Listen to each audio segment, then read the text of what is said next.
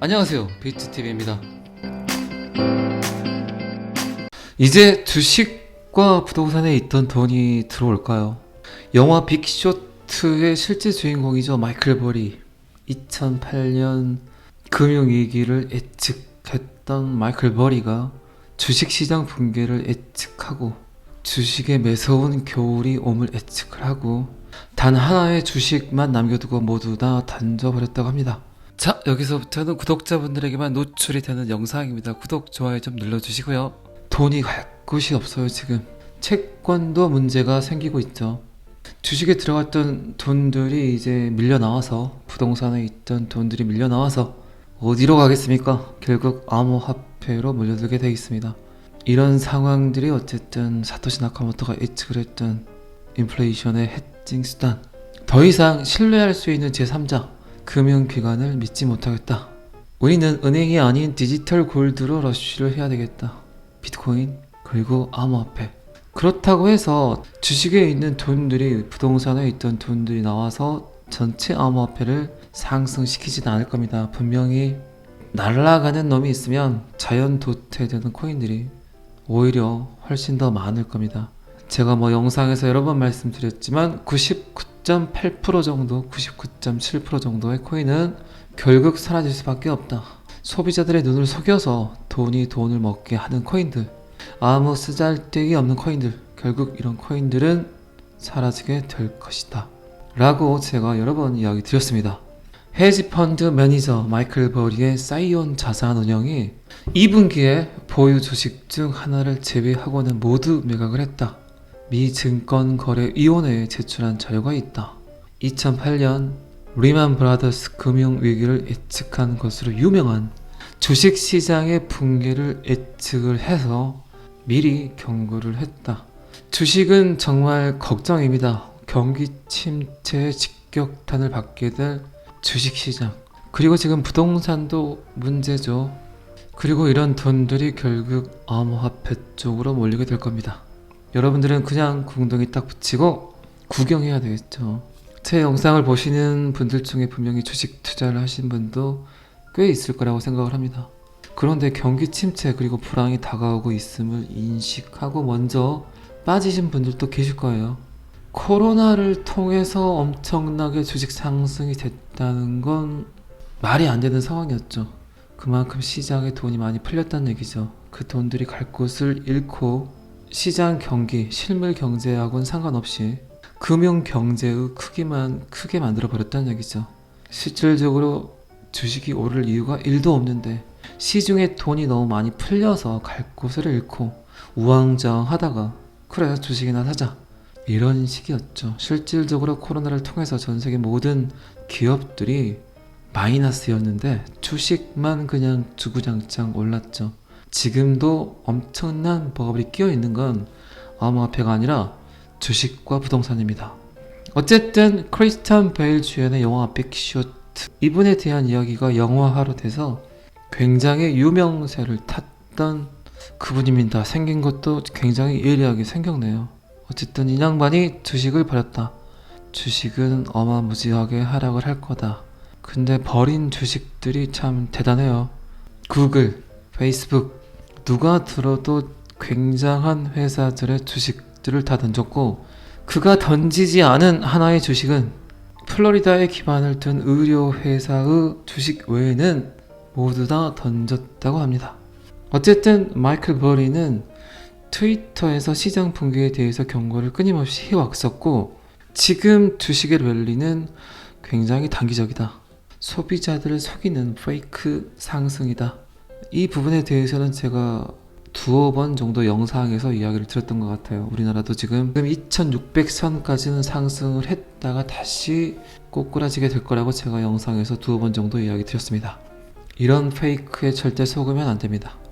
또 상승하는 줄 알고 들어갔다가 낭패를 볼 수 있습니다.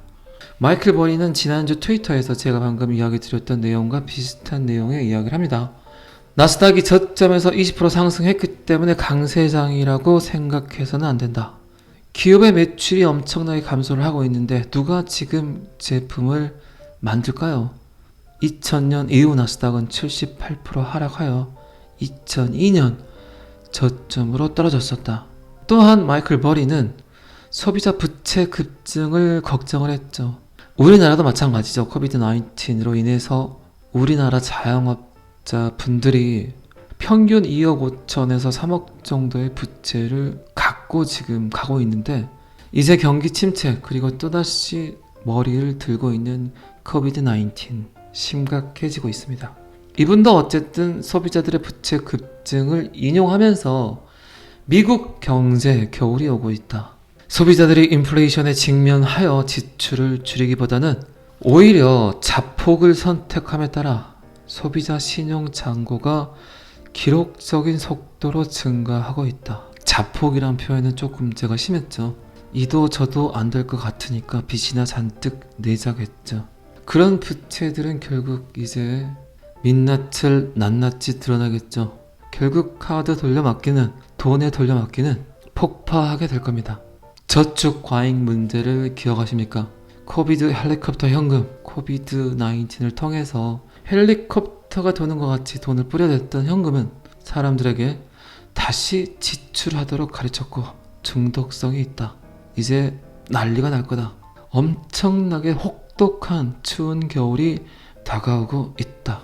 이제 빅쇼트 투자자 마이클 버리가 어떤 걸 선택을 할까요? 돈을 그냥 묵혀두지는 않을 겁니다. 자, 이 기사는 여기까지만 보시고요. 리플 사랑 콜롬비아죠. 얼마 전에 콜롬비아에서 리플 레저를 사용을 해서 토지 등록 인증서를 발급을 했죠. 등기부 등본을 발급을 했다는 얘기입니다.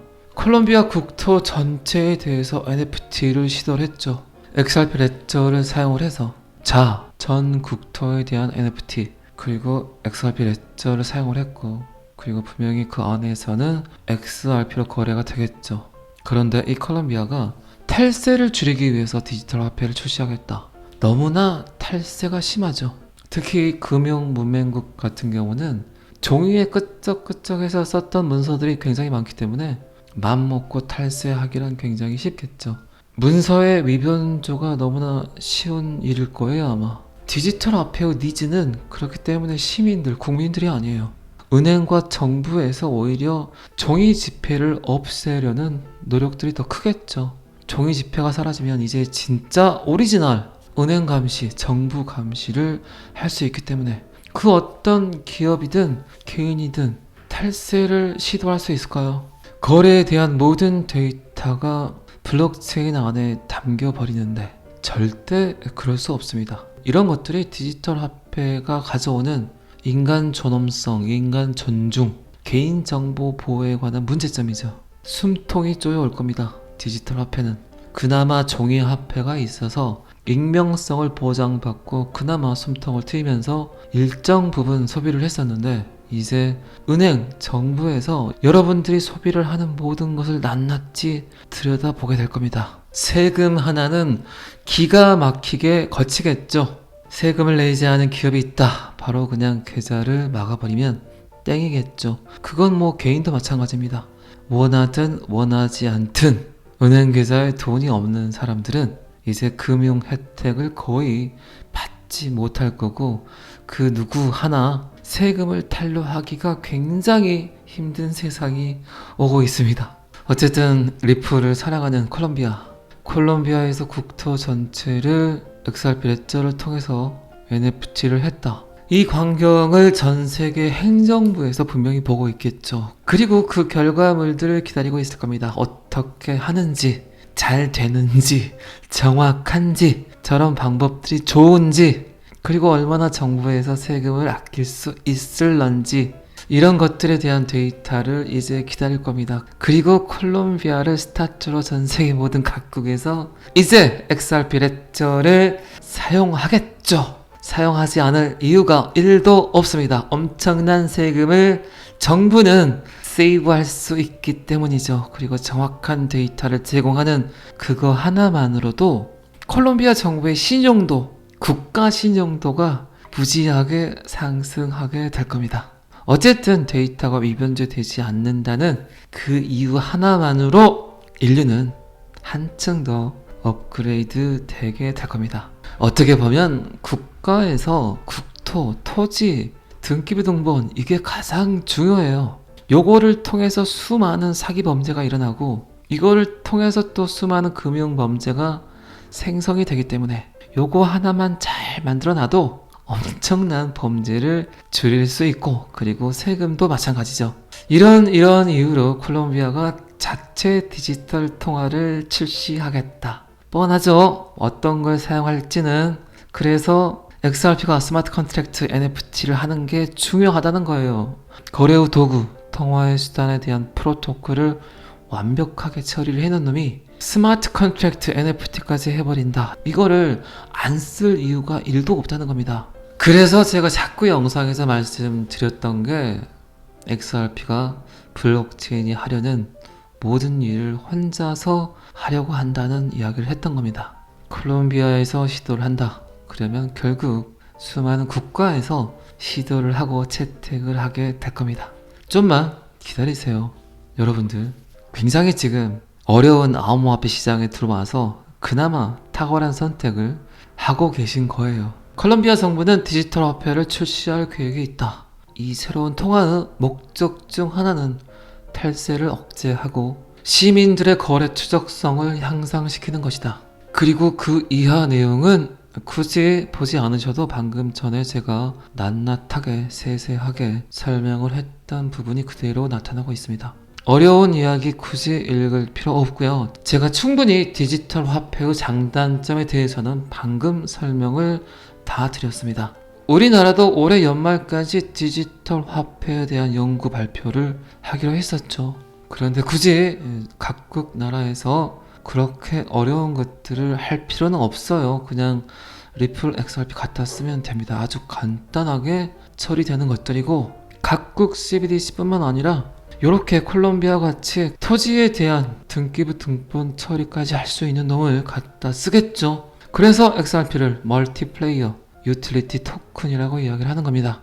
야구를 하는데 투수도 했다, 포수도 했다, 좌익수도 봤다, 이루수도 봤다 하는 놈이 결국 XRP 리플입니다. 그런데 투수도 잘해, 포수도 잘해, 일루수도 잘 봐, 외야수도 잘 봐, 심지어 심판까지 볼 수 있는 그런 코인을 선택을 할까요? 그냥 일루수만 볼 수 있는 코인을 선택을 할까요? 여러분들이 각국 정부의 수장이고 기업의 대표라면 어떤 코인을 선택할까요? 여러분들 잘 아시겠지만 리플의 기술력은 전 세계가 지금 인정하고 있습니다. 그제 영상에선가도 제가 말씀드렸지만 초기 시장에서 그 시장을 갖고 가는 놈 하나가 결국 전체 시장 70% 80%를 점유할 수밖에 없어요. 그거는 뭐 당연한 원리고 제가 두어 달 전 정도에 그런 데이터를 본 적이 있어요. 지금 리플의 기술력을 다른 기업에서 리플과 똑같은 기술력의 프로토콜을 완성시킬 수는 있는데 그 기간이 5년 정도 걸린다고 합니다. 그러니까 어떤 기업이 오늘부터 시작을 해서 5년 뒤에 오늘 정도 되면 리플 기술력을 완벽하게 커버할 수 있는 기술력이 생성이 된다고 하더라고요. 그러면 5년 동안 XRP 레저는 가만히 있을까요? 그냥 있지 않겠죠. 계속해서 끊임없이 업그레이드를 하겠죠. 결론은 제가 무슨 말을 하려고 할까요? XRP 레저를 따라올 수 있는 기술력을 갖고 있는 기업은 인류에 존재하기조차 힘들다는 겁니다. 그거를 시도하려는 기업이 있다면 가장 멍청한 기업이 될 수 있어요. 그래서 제가 XRP 리플 하는 겁니다. 여러분들은 지금 굉장히 탁월한 선택을 하신 겁니다. 전 항상 여러분들의 성공 투자를 기원합니다. 오늘은 여기까지 하겠습니다. 구독과 좋아요는 항상 저를 힘나게 합니다. 감사합니다. 비트TV였습니다.